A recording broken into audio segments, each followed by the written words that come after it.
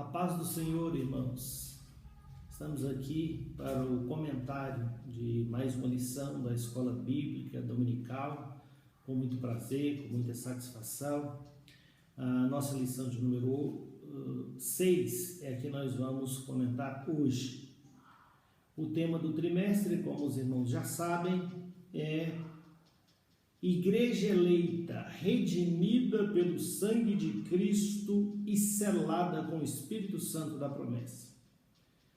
O título da lição de hoje é A condição dos gentios sem Deus. A condição dos gentios sem Deus. Como sempre fazemos, vamos iniciar indagando acerca do título da lição, né? A condição dos gentios sem Deus. Quem eram os gentios e quem são os gentios hoje? No passado, antes da instituição, da inauguração da Igreja de Cristo, embora ela sempre esteve no plano, no projeto de Deus, desde antes da fundação do mundo, mas antes da instituição ou implantação da Igreja de Cristo, os gentios eram todos aqueles que não faziam parte do povo de Deus. Então tinha o povo de Israel e os gentios.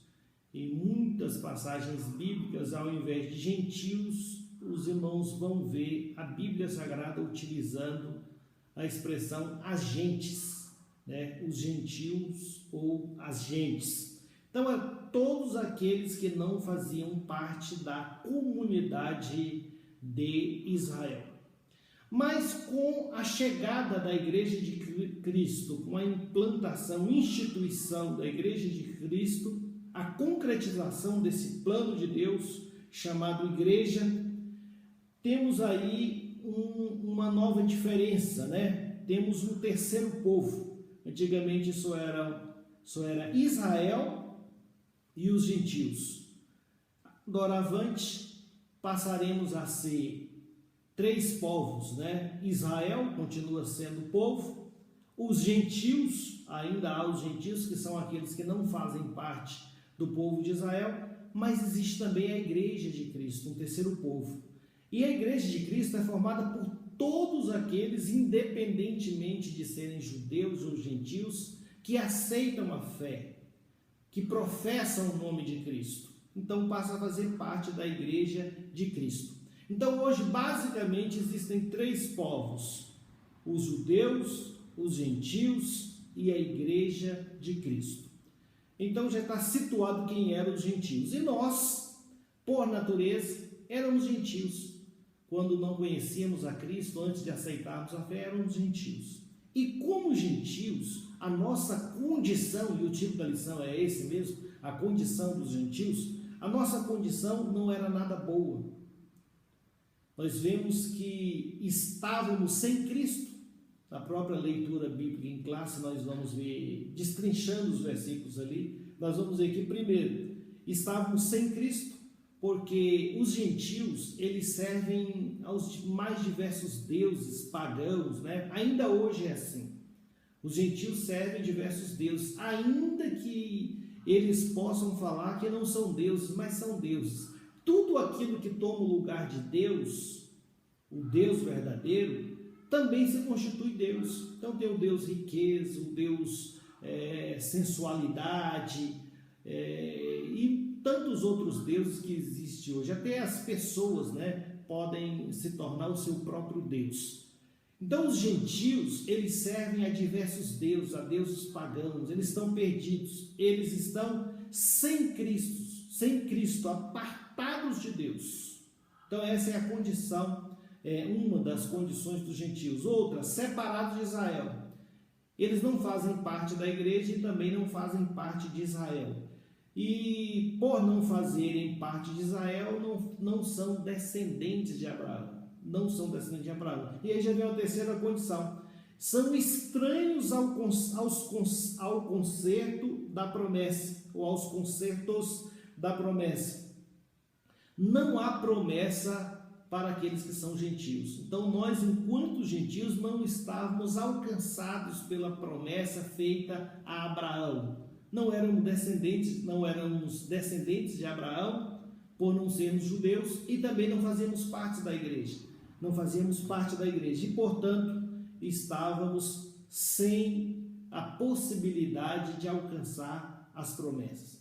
Por fim, estávamos sem esperança e sem Deus. Não tínhamos esperança alguma, porque quando se está no mundo não há esperança. A esperança está em Cristo. E Israel também tem a sua esperança. Mas quando os gentios, enquanto gentios, não fazem parte da igreja de Cristo, tampouco da comunidade de Israel, significa dizer que eles não têm Deus, que eles não têm esperança. Então essa era a nossa condição, a condição dos gentios. O textuário da lição diz assim: portanto, lembrai-vos de que vós, noutro tempo, éreis gentios na carne, e chamados incircuncisão pelos que na carne se chamam circuncisão, feita pela mão dos homens. Então o que nós vemos aqui?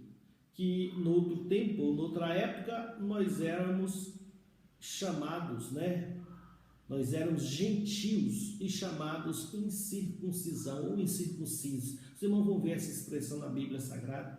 Todo aquele que não fazia parte da comunidade de Israel era taxado de incircunciso. Davi, quando foi confrontar o gigante Golias, ele fala: quem é este incircunciso? Ou seja, ele não foi circuncidado, ele não faz parte do povo de Deus. Ele não pode estar afrontando um povo superior, que é o povo de Deus.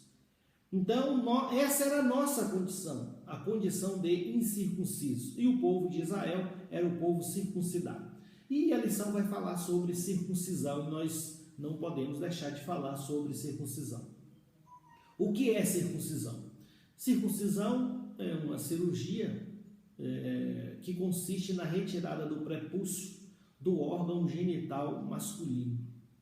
Então é o corte da pelezinha, que muitas vezes recobre ali a glande, e ela é tirada. Isso daí é a circuncisão. É uma cirurgia que até hoje existe, a cirurgia, e é até comum a cirurgia em caso de fimose. Mas no passado, isso daí era feito de uma forma bem precária, muitas vezes com pedra, faca de pedra. Então era uma operação bem dolorosa mesmo, pela qual o homem passava, todo macho passava. Quando começou a circuncisão entre os judeus? Por que eu falo entre os judeus? Porque a notícia de que havia circuncisão também, não se sabe ao certo, não tem como delimitar isso, em quais povos e a partir de quando, mas a notícia de que alguns povos tinham por costume também a circuncisão. Mas ela tem um significado especial. E quando começou a circuncisão entre os judeus?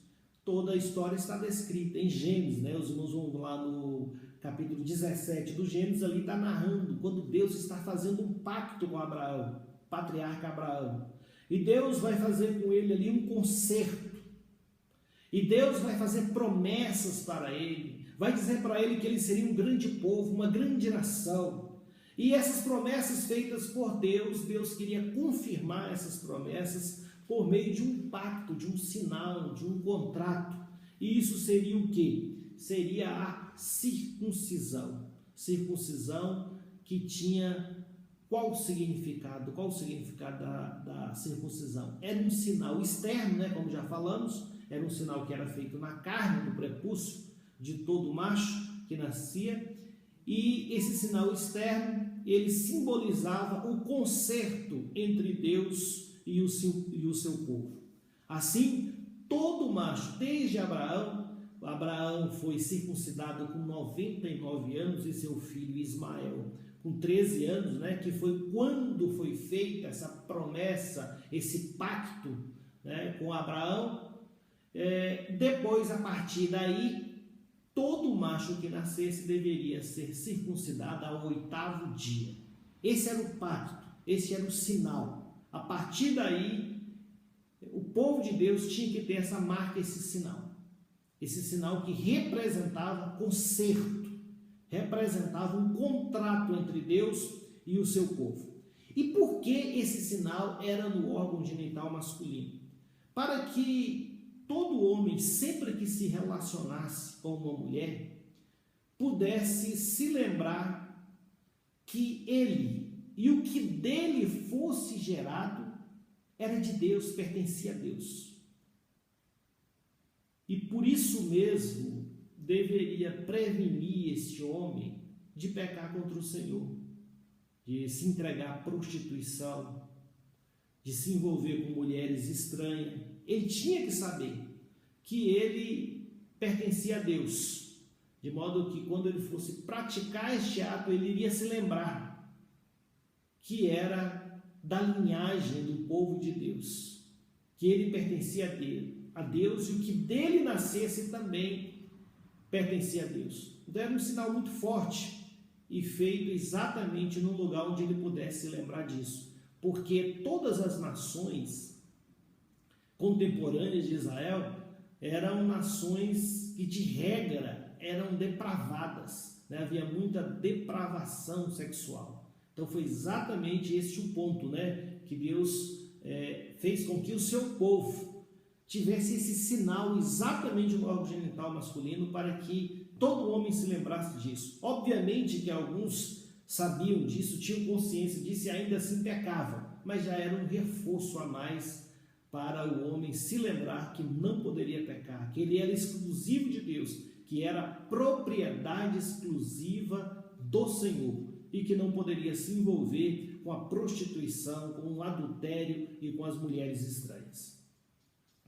E uma outra indagação é que se os gentios que se convertem ao Senhor também precisam ter esse sinal, ou seja, precisam se circuncidar. Os gentios que vêm para Cristo hoje, eles estão sujeitos à circuncisão? A resposta é óbvia para os irmãos, né? É não. Não. Mas nem sempre foi assim. No princípio da igreja havia dúvida. Por quê? Porque se convertiu, a igreja inicialmente era formada basicamente de judeus. E se convertiam fariseus, muitas pessoas que eram ligadas à lei. E eles começaram a mesclar os preceitos da lei com a graça no nosso Senhor e Salvador Jesus Cristo.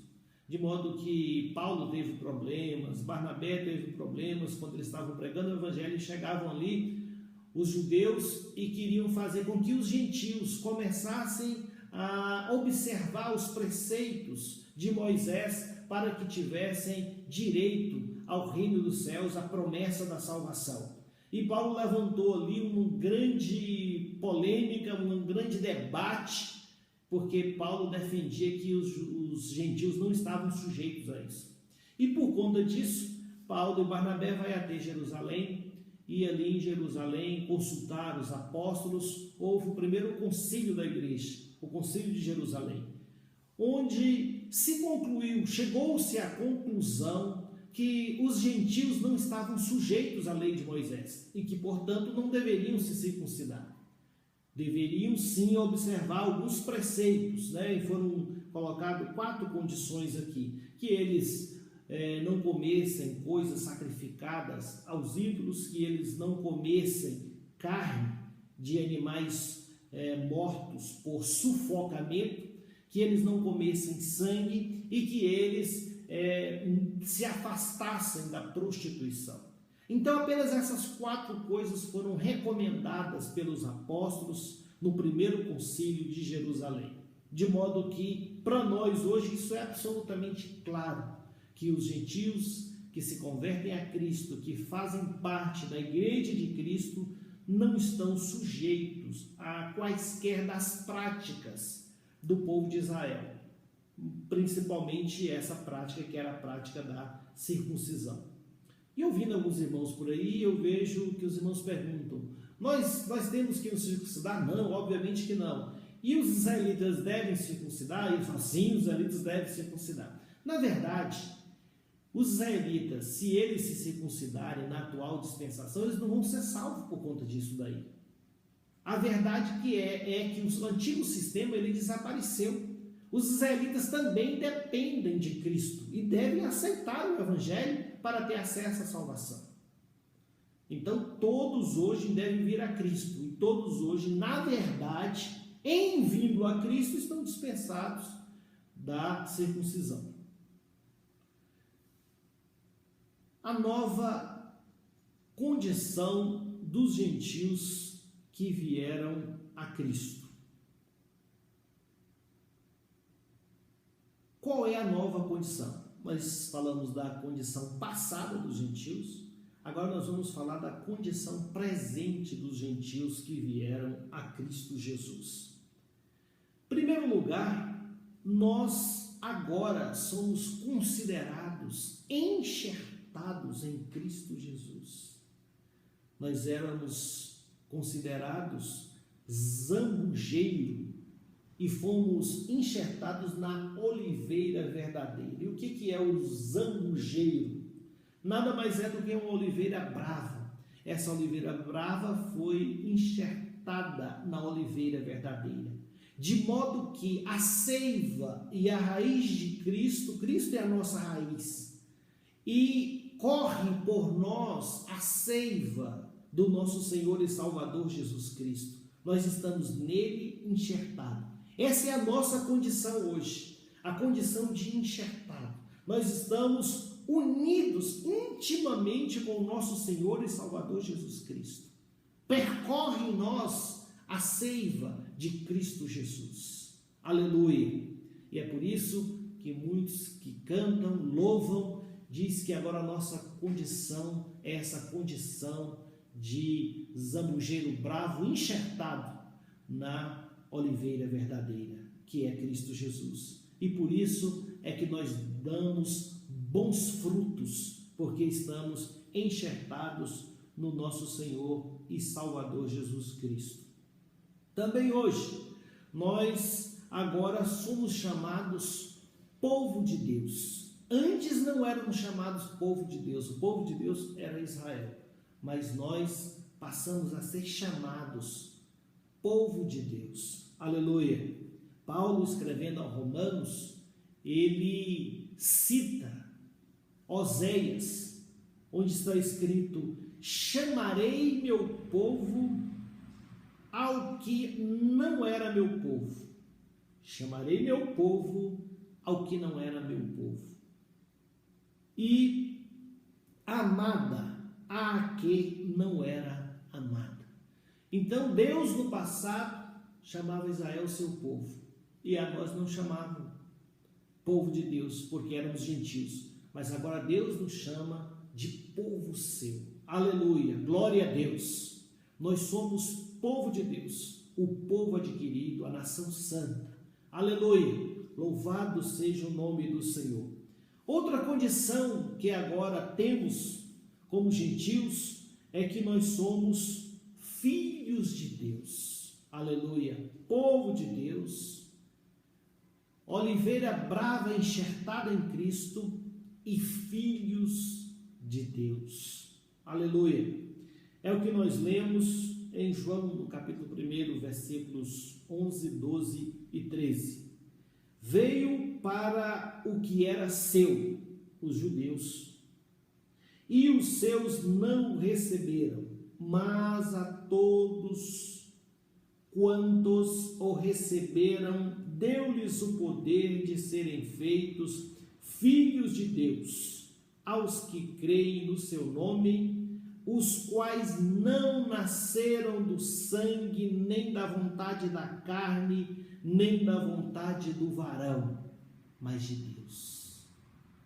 Então ele veio para o que era seu, e os seus não receberam. Mas a todos quanto receberam, deu-lhes o poder de serem filhos de Deus. Nós recebemos a Cristo. E nós temos esse poder de sermos feitos filhos de Deus. Nós não nascemos da carne, nem do sangue, nem da vontade do varão, mas nós nascemos de Deus. Nós somos de Deus, mas nascemos de Deus. E nós somos filhos de Deus por adoção. Nós somos adotados e nós temos todos os direitos dos filhos legítimos. Muitos desses recusaram a salvação na pessoa bendita de Jesus, mas nós recebemos essa salvação. Aleluia! E hoje somos considerados filhos de Deus. A suma de tudo é que, em se tratando de circuncisão feita na carne, a Bíblia é bem clara. Em Gálatas 5:6. Porque em Jesus Cristo nem a circuncisão, nem a incircuncisão tem virtude alguma, mas sim a fé que opera por amor.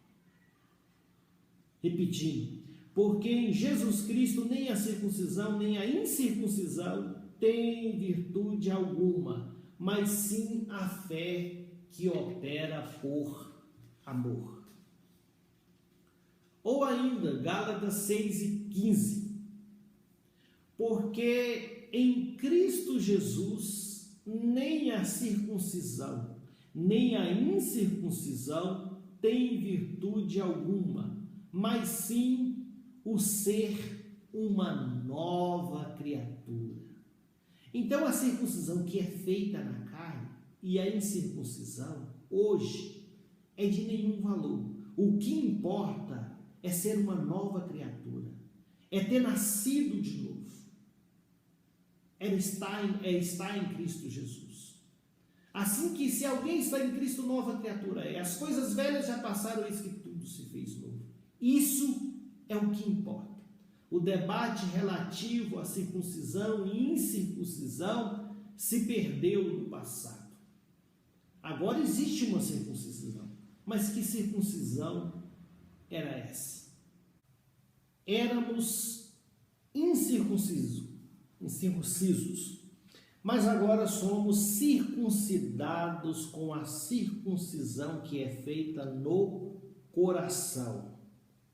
A verdadeira circuncisão, sendo regenerados para viver para Cristo. Por isso, irmãos, nós louvamos a Deus. Porque antes, naquele outro contexto, estávamos apartados de Deus, sem Cristo, sem esperança. Mas agora fomos enxertados em Jesus Cristo, a oliveira verdadeira. Somos chamados agora povo de Deus. Fomos feitos filhos de Deus. Aleluia! Essa é agora a condição dos gentios convertidos a Cristo. Dantes não tínhamos esperança, mas agora aguardamos a bem-aventurada esperança e o aparecimento da glória do grande Deus, nosso Senhor e Salvador Jesus Cristo. Amém.